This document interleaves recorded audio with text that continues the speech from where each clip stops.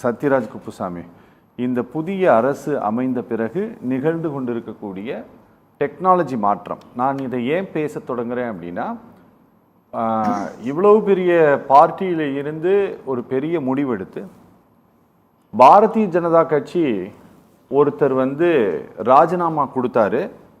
அந்த ராஜினாமாவை நாங்கள் ஏற்றுக்கொண்டோம் அப்படின்னு சொல்லிட்டு இந்த 12 வருடத்தில் அவர்கள் ஆட்சி அமைத்த இந்த ஒரு 12 வருஷத்தில் அந்த பார்ட்டியினுடைய நேஷனல் பிரசிடெண்ட்டு பப்ளிக்காக அதை ஒரு பத்திரிகை செய்தியாக கொடுத்தது அப்படிங்கிறது இதுதான் முதல் முறையாக நடந்திருக்கு. Point number 1. பாயிண்ட் நம்பர் 2, நான் அடுத்து என்ன செய்ய போகிறேன் அப்படிங்கிறத திரு அண்ணாமலை எப்படி வெளியில் கொண்டு வந்தார், அதுக்கான வழித்தடமாக எதை பயன்படுத்தினார் அப்படின்னா, லெகசியாக மீட் பண்ணக்கூடிய எந்த மீடியாவையும் அவர் சந்திக்காமல் சோஷியல் மீடியா தளத்தில் அவர் பயன்பட்டார்.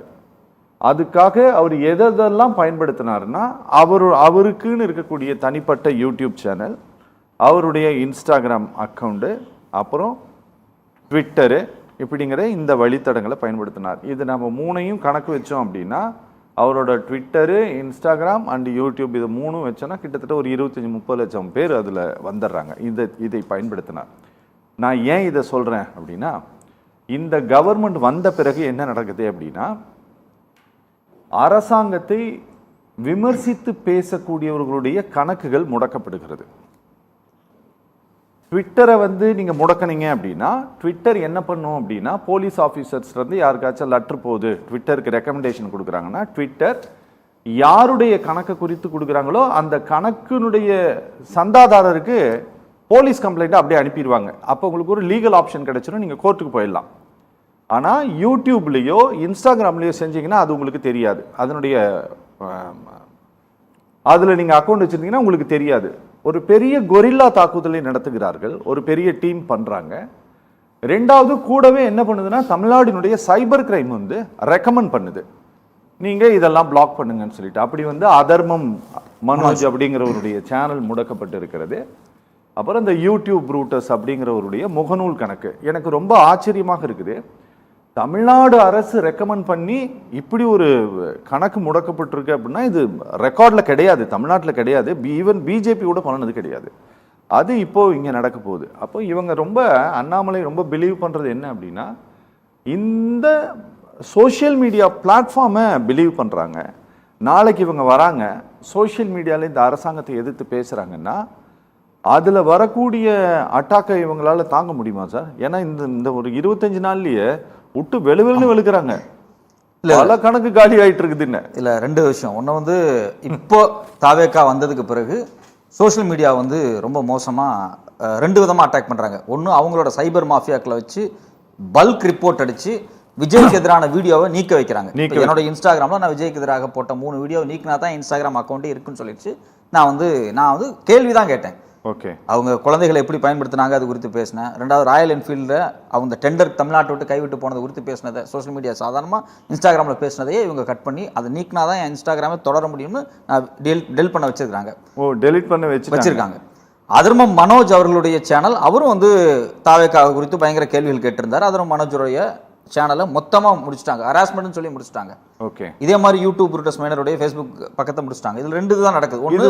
இது ஸ்டேட்டோட லா என்ஃபோர்ஸ்மெண்ட் இன்வால்வ் ஆயிருக்குது. இந்த 100% இன்வால்வ் ஆயிருக்காங்க. ஸ்டேட்ல கவர்மெண்ட் மட்டும் கிடையாது, சைபர் கிரைம் போலீஸை தாண்டி இவங்க ஒரு மாஃபியா வச்சு பல்கா ரிப்போர்ட் அடிக்கிறது வேலையை ரொம்ப தொடர்ச்சியாக செய்யறாங்க. அதை அடிக்கும் போது ஸ்டேட் அத்தாரிட்டியும் ஒரு லெட்டர் கொடுக்கும் போது அது ஒரு ரொம்ப லீகலைஸ்டு கணக்கு க்ளோஸ் ஆயிருது. அதை அடிஷனலாக அதை பதிவு பண்ண விரும்புகிறேன். RSS பாஜக செய்யாததை தாவேக்கா செய்து கொண்டிருக்கிறது. இந்த அரசியலமைப்பு சட்டம் ஆர்டிகல் 19 இந்த நாட்டினுடைய குடிமக்களுக்கு கொடுத்திருக்கக்கூடிய ஜீவாதார உரிமையை இந்த புதிய அரசு நசுக்குகிறது. ஒட்டுமொத்தமாக காலி பண்றாங்க. இது அவங்க ஒரு பெரிய ஒரு ஸ்ட்ரக்சரலான பிளான் போட்டு செய்யறாங்க. அவங்க கான்ஃபிடென்ட்டா இருக்காங்க, நம்ம ஜெயிச்சது சோஷியல் மீடியால தான், நம்ம ஜெயிச்சது இன்ஸ்டாகிராம் பயன்படுத்தி தான். இது அப்படியே எந்த சாவியை கொண்டு திறந்தோமோ அதே சாவி வச்சு போட்டோம் செஞ்சிருவாங்க. ஸோ அதனால இதை நம்ம விடாம நாம எல்லாத்தையும் முடக்கிட்டோம்னா நம்மளுடைய வால்யூம் மட்டும் பெருசா இருக்கும். இன்னைக்கு பெரும்பாலும் சோஷியல் மீடியால தாவேக்கா குறித்து பேசக்கூடிய வீடியோக்கள் என்னன்னு பாத்தீங்கன்னா, இவங்க என்னென்னலாம் பொய் சொல்றாங்களோ அதை வந்து அம்பலப்படுத்தி தான் பேசிட்டு இருக்காங்க. நான் போட்ட வீடியோக்கள் அவங்க சொல்ற பொய்யுக்கு மாற்றான வீடியோ தான். ஸோ இந்த பொய்யுக்கு மாற்றான விஷயங்களை உண்மையை பேசக்கூடாது, ஃபேக்ட் செக் பண்ணக்கூடாது அப்படிங்கிறத உறுதியா இருக்கிறாங்க. ரொம்ப மாசா பல்க் அடிச்சு தூக்குறாங்க, கவர்மெண்ட் வச்சு தூக்குறாங்க. இதை விட இன்னொரு விஷயத்தை நான் பதிவு பண்ண விரும்புறேன். யூடியூபர்கள் வீட்டுக்கு உளவுத்துறை போலீஸ் அனுப்புறாங்க. உங்க வீட்டுக்கு வந்தாங்களா? என் வீட்டுக்கு வந்துட்டாங்க. அப்படியா? கியூ பிரான்ச் அனுப்பிச்சு என் வீட்டுக்கு வந்து போலீஸ் என்னுடைய வேலை பண்ணிட்டு இருக்கீங்க நீங்க. என் வீட்டுக்கு வந்து நான் எங்க இருக்கிறேன், சென்னையில எங்க இருக்கிறேன், எந்த அட்ரஸ்ல நான் சென்னையில இருக்கிறேன், எல்லாமே எங்க வீட்டை வந்து போட்டோ எடுத்துட்டு போறாங்க. அப்படியா?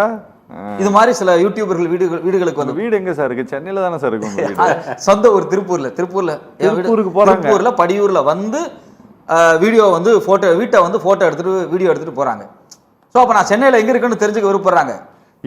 இது வந்து எங்க அண்ணனை மிரட்டுறாங்க. இது நீங்க பிஜேபி குறித்து போட்ட வீடியோவின் போது கூட உங்களுக்கு நடக்கல? ஒரு நாள் நடக்கல. நான் வந்து அதானி விமர்சிச்சிருக்கோம், பாஜக விமர்சிச்சிருக்கோம், RS விமர்சிச்சிருக்கோம், உச்சநீதிமன்றத்தை விமர்சிச்சிருக்கோம் சார், ஜஸ்டிஸ் சூரியகாந்த் முதல்ல விமர்சிச்சிருக்கோம். ஆனா எதுவுமே நடக்கல. சிக்கல் எங்க வருது அப்படின்னா, தாவேக்காவை நீங்கள் தொட்டால் நாங்க வந்து உங்களை ஒண்ணும் இல்லாம பண்ணுவோம் அப்படிங்கிறது வந்து பாசிசத்தின் உச்சமா இருக்கு. இது பயமா இத சார், இத வந்து இதே மாதிரி ஓரளவு இந்த சோஷியல் மீடியாவை பவர்ஃபுல்லா ஹேண்டில் பண்ண ஒரு மனிதர் தான் திரு அண்ணாமலை. அவர் ஒரு வார் ரூம் வச்சு வேலை செஞ்சாரு, அது எங்களுக்கு தெரியும். ஆனா தனியா வந்து வார் ரூம் வச்சு வேலை செய்வதற்கும், பிஜேபி தலைவராக இருந்து வார் ரூம் வச்சு வேலை செய்வதற்கும், இன்னைக்கு ஒரு இயக்கமா வந்து செய்வதற்கும், ஒரு கவர்மெண்டோட எதிர்த்து செய்வதற்கும் வித்தியாசம் இருக்கு. இன்னைக்கு இந்த அரசோடு இந்த அரசு செய்யக்கூடியன்னே சொல்லலாம், ஒன்றும் தப்பு இல்லைல்ல, ஏன்னா செஞ்சுருக்கிறாங்க. அதனால் இவங்க ஒருவேளை ஒரு ஃபோர்ஸ்ஃபுல்லாக திரு அண்ணாமலை வருகிறாருன்னு வச்சுக்கோங்களேன், இவர்களுடைய அட்டாக் அதிகமாக இருக்குமா அந்த பக்கம்? கண்டிப்பாக அண்ணாமலை ஃபோர்ஸ்ஃபுல்லாக எவால்வ் ஆகிறாரு அப்படின்னா, அவருக்கு வந்து பாஜகவின் மேலிடம் உதவி செய்யலை அப்படின்னா, அவர் இந்த சோஷியல் மீடியாவை நம்பும்போது அந்த சோஷியல் மீடியாவை உடச்சு காலி பண்ணுவாங்க. அண்ணாமலைக்கு கூடுதலாக ஒரு பலம் என்ன நான் சொல்கிறேன் அப்படின்னா, சேட்டலைட் சேனலும் அண்ணாமலையை ஃபோக்கஸ் பண்றாங்க. அதனால அண்ணாமலை கொடுக்கக்கூடிய ஸ்டேட்மெண்ட் அப்படிங்கிறது ரொம்ப பரவலாக அவரோட ஸ்டேட்மெண்ட் வந்து கடந்த காலத்துல பாஜக இருக்கும்போதும் சரி, இனிமேலும் கொடுப்பாங்கன்னு நான் நம்புறேன். ஓகே, எனக்கு இதுல சின்ன ஒரு டவுட்டும் இருக்கு. என்ன அப்படின்னா, விஜய் அவர்களோட ஆட்சி ரொம்ப நாளைக்கு தொடராதோ, திமுக எதிர்ப்பு இளைஞர்கள் ஒரு செட்டு பெரிய ஓட்டு போட்டிருக்காங்க இல்லையா, அந்த இளைஞர்கள் விஜய் கட்சி இல்லாமல் போனால் யாரை நோக்கி நகருவார்கள் அப்படிங்கிற ஒரு ஆசோலேஷன் இருக்கும்போது இன்னொரு ஆப்ஷன் அண்ணாமலை இருப்பாரோன்னு கூட நினைச்சிருக்கலாம்ங்கிறது தான் என்னுடைய ஒரே ஒரு யூகமா இருக்கு. ஓகே.